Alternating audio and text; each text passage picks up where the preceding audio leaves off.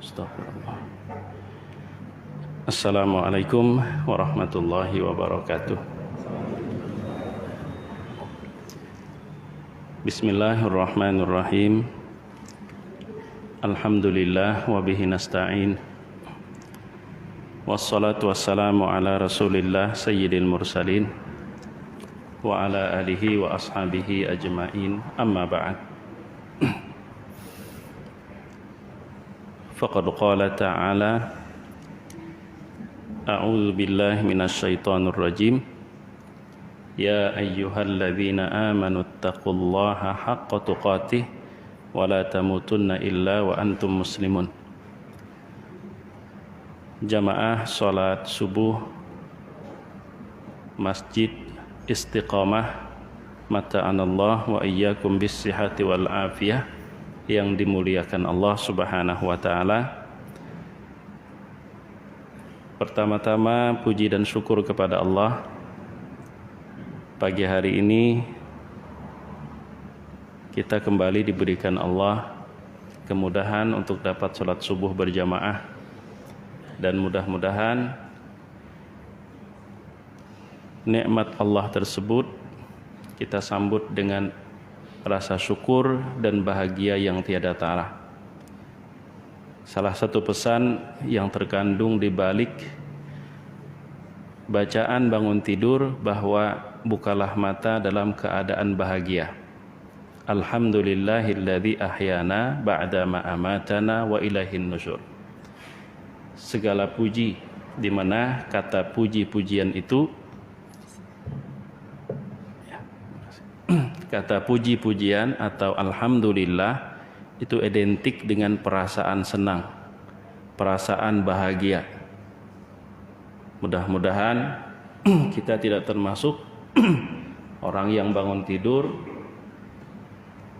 membuka mata dalam keadaan bersedih, dalam keadaan risau, gundah gulana.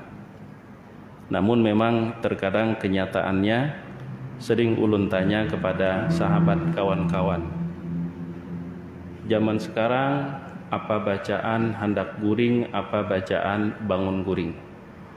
Ternyata hasil survei hampir semua atau setidaknya sebagian besar sama. Bacaan hendak guring dan bacaan bangun guring adalah handphone. Ya kan? Hendak guring handphone yang dibaca, bangun guring pun handphone yang dibaca.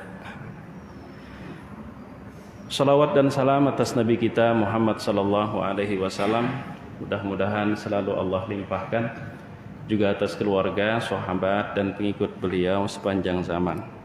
Jamaah rahimakumullah, tiada nasihat yang terindah selain mengingatkan untuk senantiasa bertakwa kepada Allah. Fa inna taqwa khairuz zad. Karena sesungguhnya ketakwaan itu adalah bekal yang terbaik. Karena itu usi nafsi wa iyyakum bitaqwallah wa ta'atih. Karena itu perkenankan hal pertama yang ingin ulun sampaikan, ulun berwasiat kepada diri pribadi dan kita semua agar senantiasa bertakwa kepada Allah. Sebagaimana sabda Rasul sallallahu alaihi wasallam, ittaqillaha haitsu ma kunt. Bertakwa kepada Allah itu tidak mengenal waktu dan tempat, tapi dimanapun, kapanpun, dan apapun yang sedang kita kerjakan, maka selalu bawalah ketakwaan kepada Allah Subhanahu wa taala.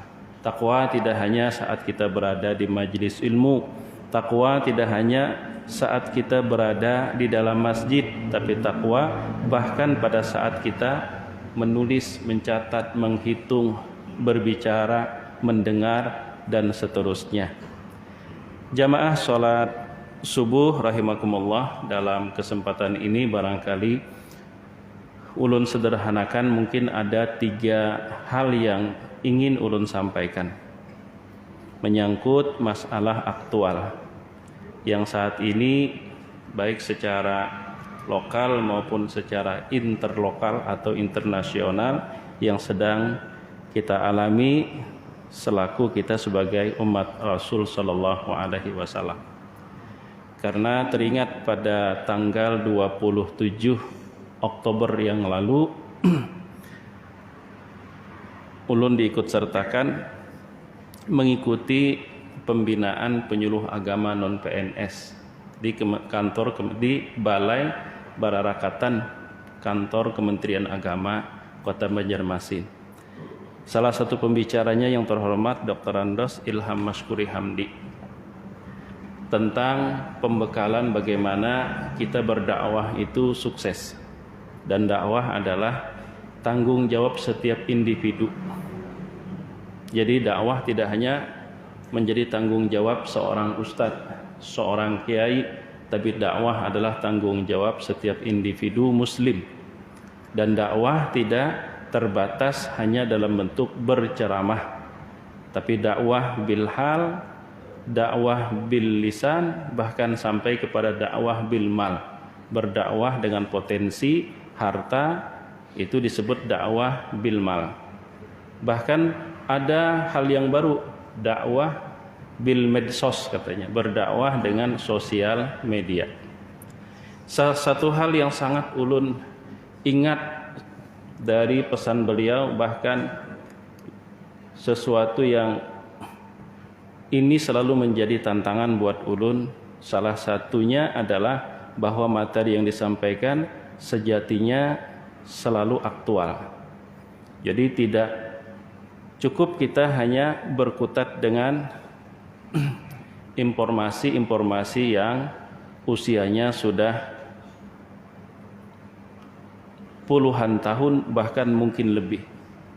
Atau istilah prinsipnya al-muhafadzatu 'alal qadimis salih wal qabulu 'ala al-jadidil aslah. Produk-produk lama yang masih baik kita pertahankan, sedangkan hal-hal yang baru yang lebih baik tidak boleh kita tolak. Lalu beliau membuat sebuah contoh yang membuat ulun pengen ketawa, tapi memang benar.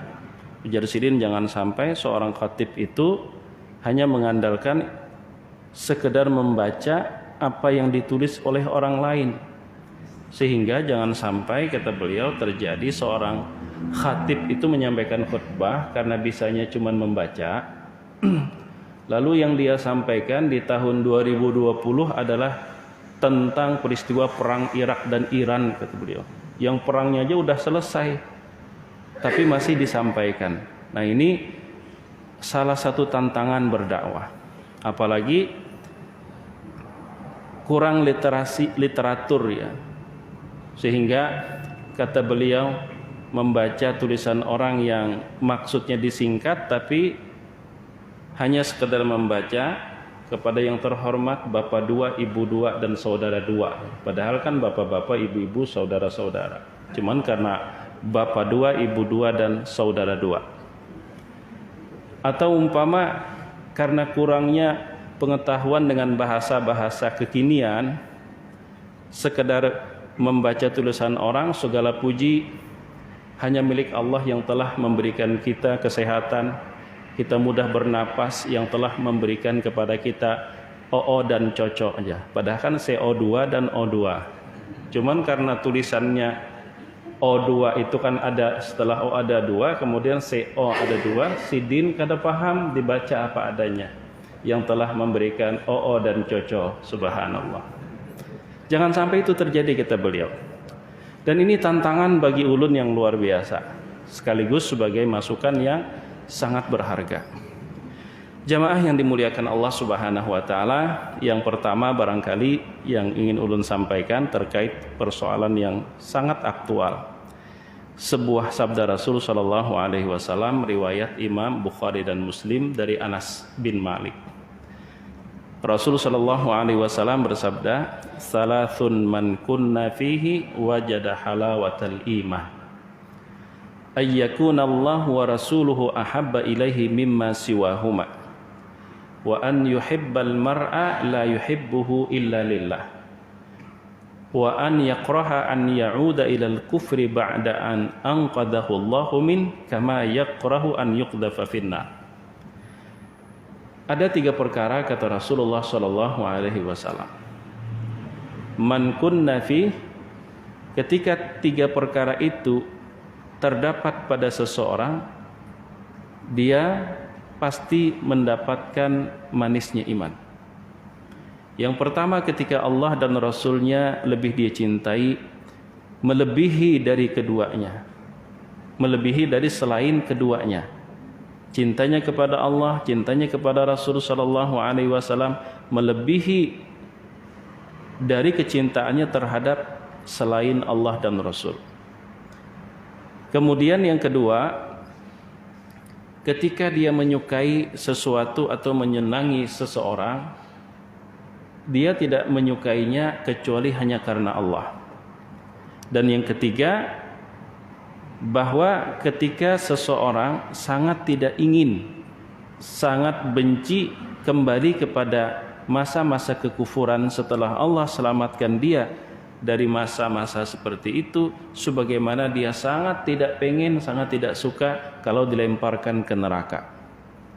Jamaah salat subuh yang dimuliakan Allah Subhanahu wa taala, jujur lama sekali ulun baru memahami hadis tersebut.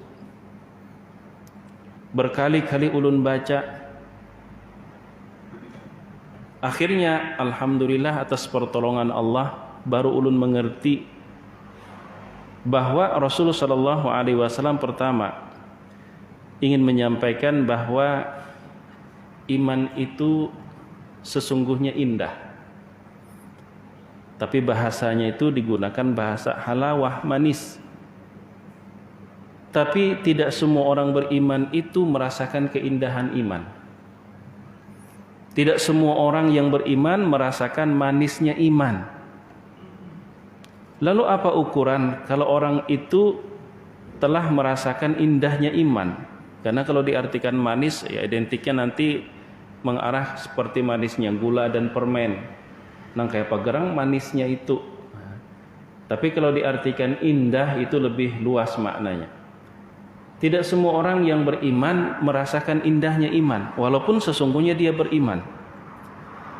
Lalu apa ukurannya orang itu telah merasakan keindahan iman? Ternyata menyangkut bagaimana dia bersikap, bagaimana dia berfikir. Karena berawal dari berfikir, berlanjut kepada bagaimana dia bersikap. Yang pertama, ketika Allah dan Rasul-Nya itu betul-betul dia cintai melebihi segala-galanya. Dan itu teruji ketika dia harus memilih. Ketika harus memilih mana yang harus dia utamakan, mana yang harus dia bela. Di dalam surah Al-A'raf ayat 157 Allah berfirman, bagian ujung dari ayat tersebut, falladzina amanu bihi, maka orang-orang yang beriman dengan Nabi Muhammad sallallahu alaihi wasallam, wa azzaruh, dan memuliakannya.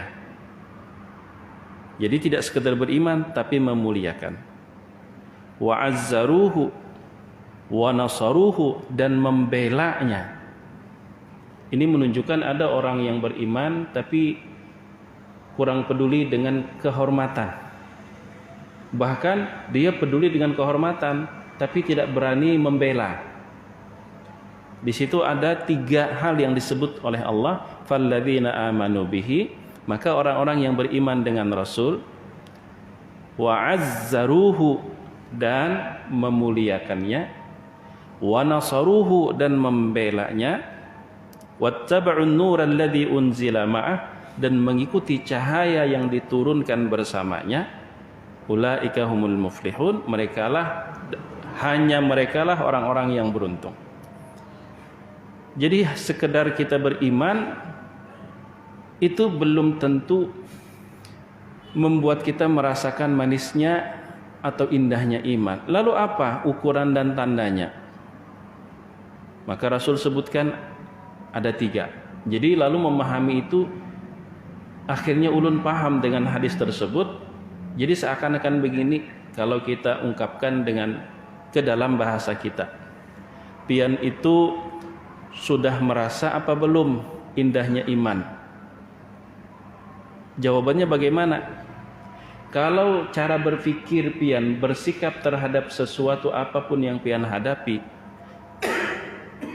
mengarah kepada 3 perkara, itu tandanya pian sudah merasakan manisnya iman.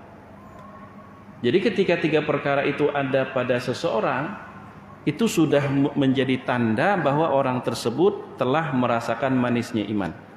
Tapi kalau 3 perkara itu belum dia miliki dalam cara dia bersikap dan berpikir, belum dia miliki, dia hanya sekedar orang yang beriman tapi belum merasakan indahnya iman. Apa tanda pertama? Ketika Allah dan Rasulnya lebih dia cintai, melebihi dari keduanya. Jadi hal pertama dari pesan Rasul itu, tidak semua orang yang beriman dapat merasakan manisnya iman. Dan tanda orang itu telah merasakan indahnya iman, yang pertama kata Rasul, saat dia harus memilih. Dan hari ini kita diuji oleh Allah Subhanahu wa taala dengan sikap dan pernyataan Presiden Perancis Emmanuel Macron yang memberikan pembelaan kepada seorang guru yang memperlihatkan karikatur Rasulullah SAW yang kemudian dibunuh oleh seseorang berasal dari Chechnya atau Shishan dalam bahasa Arab, malah memberikan dukungan atas nama kebebasan berekspresi, sampai-sampai menampilkan karikatur di salah satu pintu gerbang masuk ke salah satu kota. Sekarang sikap kita ngebayanginnya gini. Ada sebuah hadis Rasul sallallahu alaihi wasallam riwayat Anas, juga diriwayatkan oleh Abu Hurairah, riwayat Bukhari dan Muslim. Walaupun terdapat sedikit perbedaan redaksi, maksudnya ada yang lebih panjang versinya, ada yang lebih pendek. Yang lebih panjang itu diawali dengan "Fawalladzi nafsi biyadih", demi Allah kata Rasul, jiwa dan ragaku di dalam genggaman kekuasaan. La yu'minu ahadukum hatta akuna ahabba ilaihi min walidihi wa waladihi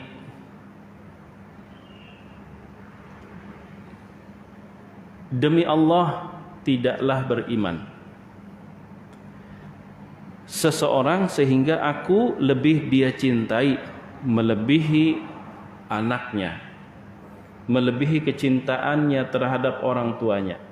Sedangkan di riwayat yang satunya ada tambahan wan nasi ajmain, namun tidak ada kalimat sumpah di depannya. Bahkan terhadap kecintaannya kepada seluruh umat manusia, tidak beriman kecuali aku lebih dia cintai melebihi kecintaannya terhadap anaknya, terhadap orang tuanya, terhadap seluruh umat manusia. Dan dengan tegas Rasul sallallahu alaihi wasallam ketika Umar bin Al-Khattab radhiyallahu an berkata, "Ya Rasulullah, la anta ahabbu ilayya min kulli syai'in illa min nafsi." Kata Umar, "Ya Rasulullah, sungguh engkau lebih kucintai melebihi segala-galanya, tapi sesudah aku cinta dengan diriku sendiri." La ya Umar, tidak ya Umar. Hatta akuna ahabba ilayka min nafsik, sehingga engkau mencintai aku melebihi kecintaanmu terhadap dirimu sendiri. Lalu kata Umar, "Al-an ya Rasulullah, la anta ahabbu ilayya min nafsi."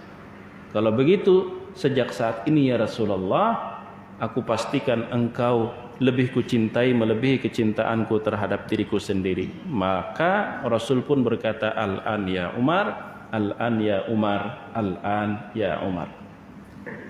Nah sekarang ngebayangin gak kita umpama kita sebagai anak misalnya, orang tua kita yang udah ngebesarin kita, yang udah menyekolahkan kita, di depan mata kita dihina orang, di depan mata kita dianiaya orang, yang tadinya kita pengecut sekalipun kita pasti akan nekat.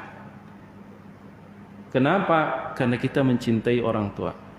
Ngebayangin nggak kalau itu terjadi di depan mata kita, orang tua kita dihina orang tua kita dilecehkan orang tua kita dianiaya orang, tentu kita tidak tinggal diam. Sekarang apa kita pura-pura tidak tahu, padahal sekarang sudah dunia informasi terbuka. Bahkan ada sebuah tulisan di Twitter gini, nggak ada karikatur Nabi Muhammad tuh, nggak ada. Emangnya Presiden Emmanuel Macron pernah lihat wajah Nabi? Emangnya yang mengutuk pun juga pernah lihat wajah Nabi sehingga ada karikatur Nabi? Emang pernah lihat seperti apa wajah Rasul?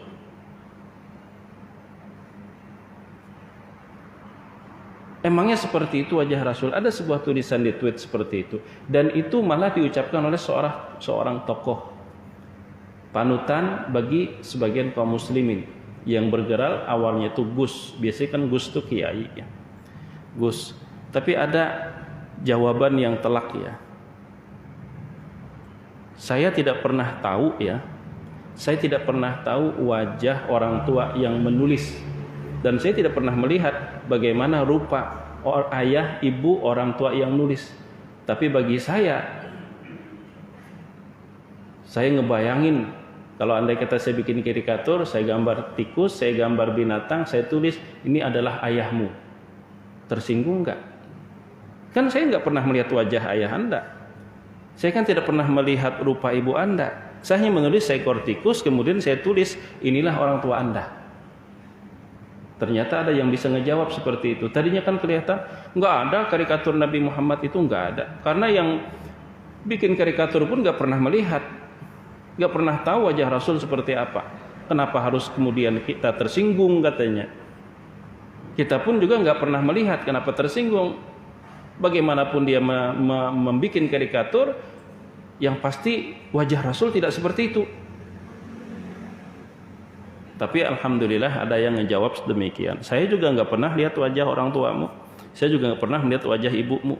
Tapi kalau saya bikin karikatur seekor tikus, kemudian saya tulis inilah karakter orang tuamu, inilah wajah ibumu, kira-kira Anda tersinggung nggak? Padahal saya kan nggak pernah melihat seperti apa wajah rupa orang tuamu. Jamaah yang dimuliakan Allah Subhanahu wa taala, mudah-mudahan informasinya benar.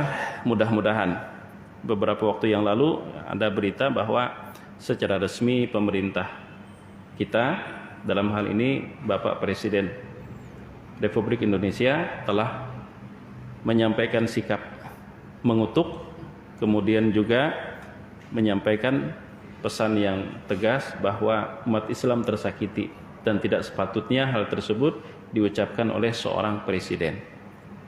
Mudah-mudahan berita itu benar.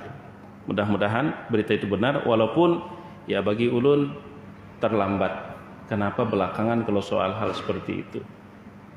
Tapi setidaknya kita sebagai negara di mana muslim mayoritas, katanya terbesar di dunia, mayoritas terbanyak di dunia, walaupun terlambat, mudah-mudahan berita itu benar.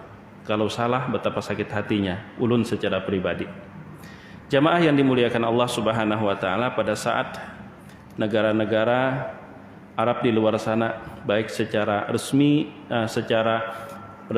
secara pemerintahan maupun instansi swasta, mereka telah menunjukkan sikap yang sangat cepat.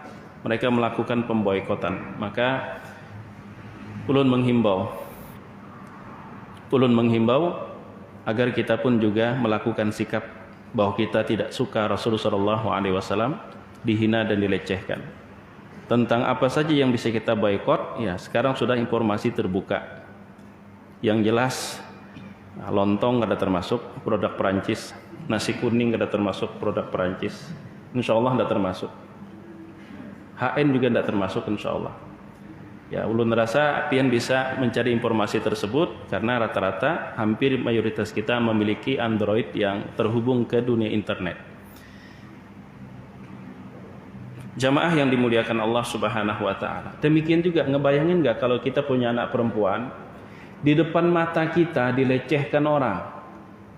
Apa kita pura-pura tidak mendengar? Apa kita tutup mata? Atau kita akan mempertahankan kehormatan anak perempuan kita? Lalu bagaimana dengan ketika itu terjadi pada Rasul sallallahu alaihi wasallam, yang Rasul mengatakan tidak beriman seseorang sehingga aku lebih dia cintai dari orang tuanya, lebih dia cintai dari anaknya. Nah, itu menyangkut tentang poin pertama, apakah kita telah memiliki halawatul iman, merasakan halawatul iman, manisnya iman, indahnya iman atau belum? Jawabannya ada pada diri kita masing-masing. Kemudian yang kedua, tanda seseorang telah merasakan halawatul iman ketika dia menyukai sesuatu atau seseorang yang mendorong dia menyenanginya itu adalah semata-mata karena Allah. Gimana sih bentuk konkretnya? Ini adalah merupakan bentuk cara berpikir dan bersikap. Jadi ulun bikin contoh yang sangat sederhana. Ketika rumah kita diketuk dan didatangi oleh seseorang yang ingin minta bantuan, ingin minta tolong, bagaimana cara kita bersikap? Merasa diberatkan atau merasa diuntungkan? Orang yang merasakan halawatul iman, indahnya iman, dia tidak merasa diberatkan walaupun dalam keadaan saat itu belum mampu untuk memberikan pertolongan. Apalagi kalau dia mampu menolong dan membantu. Bagaimana caranya berpikir? Kita ambil contoh orang umpama berharap sedekah. Orang yang merasakan manisnya iman, dia akan berpikir. Sehingga cara berpikirnya itulah yang membuat dia merasa senang dengan kedatangan orang tersebut, bukan merasa terganggu dengan kedatangan orang tersebut, terlepas apakah bisa menolong atau tidak. Bagaimana dia berpikir? Ini orang digerakkan hatinya oleh Allah, mengetuk pintu rumahku dari sekian pintu-pintu rumah yang ada di sekitar sini, ngetuk pintu rumahku karena Allah ingin mendekatkan pintu sedekah buat aku, yang andai kata orang ini tidak datang, mungkin hari ini aku belum tentu bersedekah. Lalu dengan cara berpikir seperti itu terhadap orang yang datang, dia tidak merasa terganggu, dia tidak keberatan, tapi dia merasa senang dengan orang tersebut. Tapi kalau berpikirnya tidak seperti itu, pasti datang lagi. Apalagi sekarang Masya Allah, tidak hanya BPK saja kalau di Banjarmasin itu, badut-badut pun juga pada bertambah di lampu merah. Dan itu fenomena. Jadi kita ngelihatnya tuh ada rasa senang atau sebaliknya. Senangnya kenapa? Tidak senangnya seperti apa? Kalau kita senang, ya Allah, mereka adalah pintu-pintu kebaikan buat aku yang Kau tawarkan. Terlepas pada saat itu bisa menolong atau tidak, tapi cara memandangnya itu. Termasuk ketika ada orang usil, siapa yang tidak jengkel dengan orang yang usil? Itu manusiawi. Tapi ketika dia menghadapi orang yang usil dengan cara berpikir yang benar, Masya Allah, umpama, ya Allah, aku sadar, aku mengetahui Engkau selalu membersamai orang-orang yang sabar. Engkau selalu membersamai orang-orang yang sabar. Sekarang Engkau ingin menyampaikan kabar kepadaku, sekaligus memastikan apakah aku ini memiliki sifat sabar atau tidak, dengan cara Engkau pertemukan aku dengan orang seperti ini. Karena sifat sabar itu tidak pernah bisa kita buktikan apakah kita memilikinya atau tidak, kalau yang kita hadapi hanya orang-orang yang selalu membuat hati kita senang. Sekarang kita dihadapkan dengan orang yang berpotensi membuat hati kita marah. Alhamdulillah, inilah cara Allah agar kita bisa menilai kita ini memiliki sifat sabar atau tidak. Tanpa orang ini kita tidak tahu kalau kita ini memiliki sifat sabar. Cara berpikir seperti itu yang dimaksud oleh Rasul. Selalu melihat sisi yang positif walaupun tidak boleh melupakan hal-hal yang buruk dan negatif. Makanya Syekh Muhammad Mutawalli Sya'rawi beliau mengatakan begini, dalam diri seseorang itu selalu ada dua sisi, baik dan buruk, dan itu selalu dia tarik menarik. Kadang sisi buruknya yang menang, kadang sebaliknya. Sisi baik yang lebih dominasi. Lalu kapan kita bisa mengetahui kalau sisi baik itu yang lebih dominasi? Saat kita menatap sesuatu di luar diri kita. Apa yang kita lihat? Bila melihat orang lain itu keburukannya aja terus nampak di mata kita, kebaikannya sepertinya tidak terlihat oleh mata kita, berarti itu menandakan sisi buruk sedang mendominasi di dalam diri kita. Setidaknya ada sifat kebencian, ketidaksukaan, dan itu adalah sisi negatif yang ada dalam diri seseorang.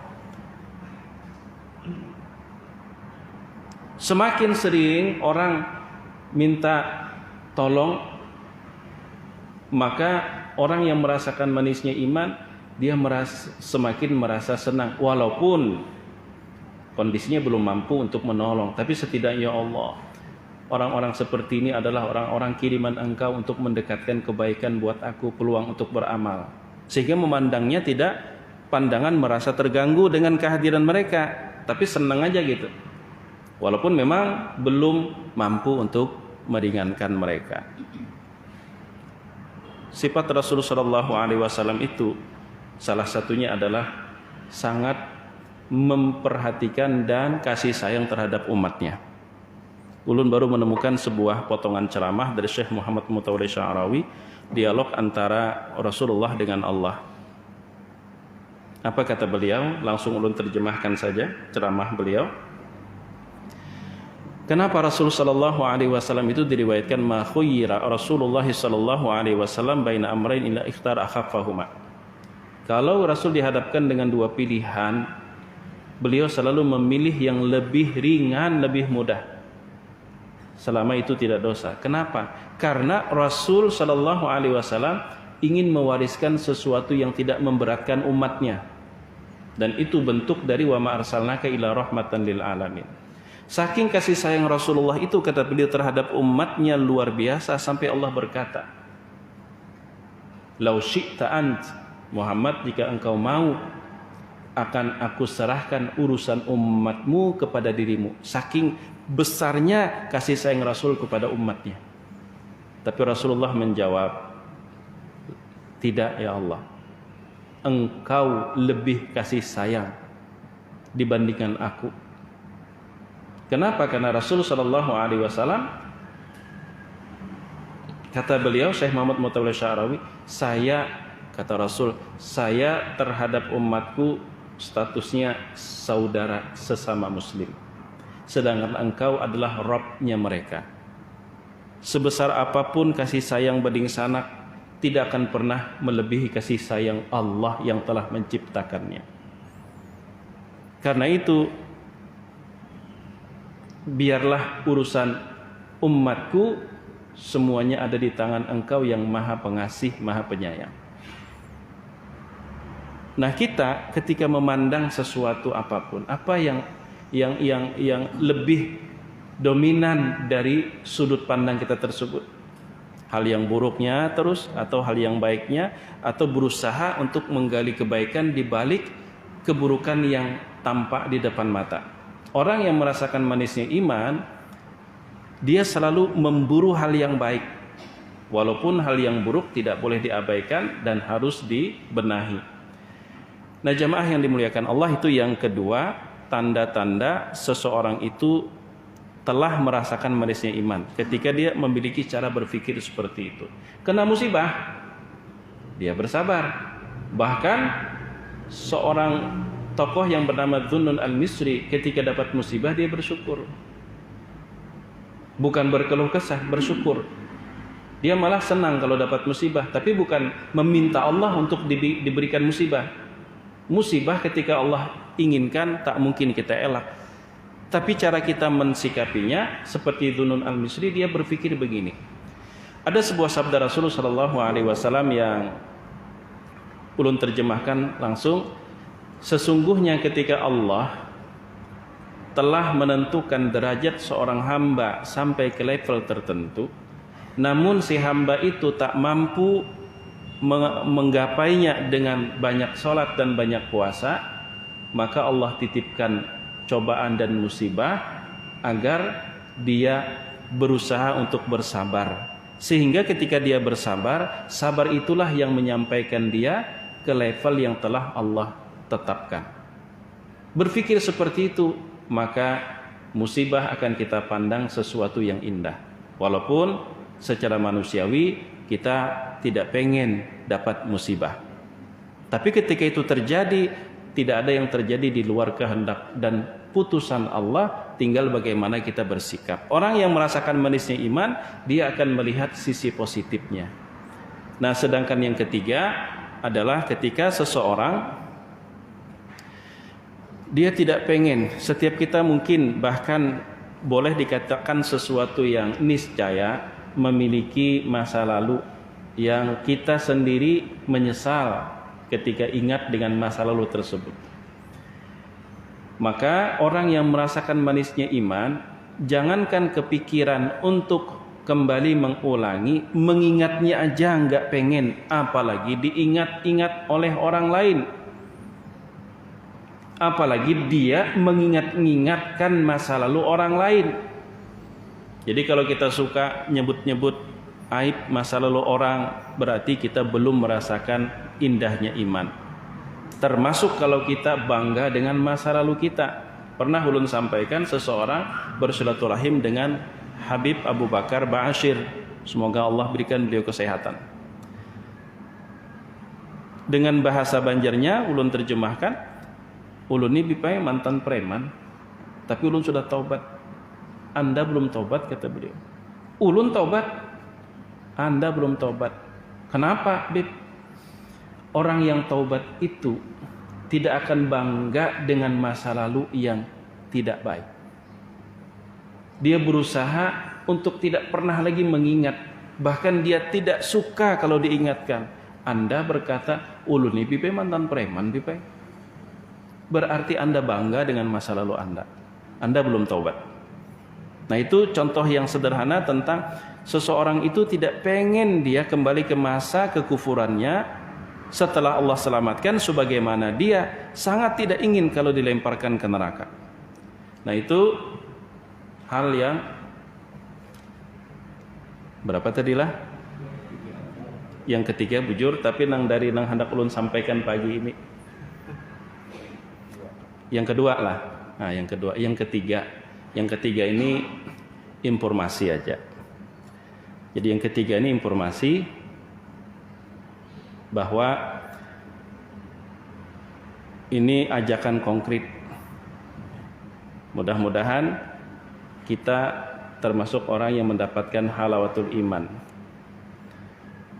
bahwa yayasan kami dalam tahap menyelesaikan bangunan ya, sarana pendidikan, dan itu ulun posting di Facebook maupun di WA di grup Muhammadiyah. Mungkin di antara pian ada yang dapat postingan tersebut, dan itu mudah-mudahan kita melihatnya sebagai peluang kita untuk berbekal sebanyak mungkin. Insya Allah tinggal kurang lebih 20% dalam penyelesaian. Jika pian bermaksud untuk berinvestasi, maka bisa melalui rekening Bank Syariah Mandiri. Nomornya nomor rekening 72288 72282. Rupanya nomor cantik, mudah mengingat. Atas nama Yayasan Ar-Rahmatul Abadiyah. Jadi nomor rekeningnya 72288 72282. Fastabiqul khairat. Dan ini adalah bentuk konkret kita bahwa apa yang kita dapat, terutama kesempatan untuk berbuat baik, tidak kita sia-siakan. Nah, itu yang ketiga, makanya ulun andak di belakang. Nah, barangkali ini yang dapat ulun sampaikan, mudah-mudahan bermanfaat. Jika ada salah hilapnya, mohon maaf sebesar-besarnya. Dan mudah-mudahan kita, pertama, kita tidak hanya beriman kepada Rasul, tapi kita muliakan beliau. Dan kita tidak hanya sekedar beriman dan memuliakan, tapi kita siap membela beliau. Dan kita tidak hanya sekedar beriman, memuliakan dan membela, tapi kita mengikuti cahaya yang Allah turunkan bersama beliau.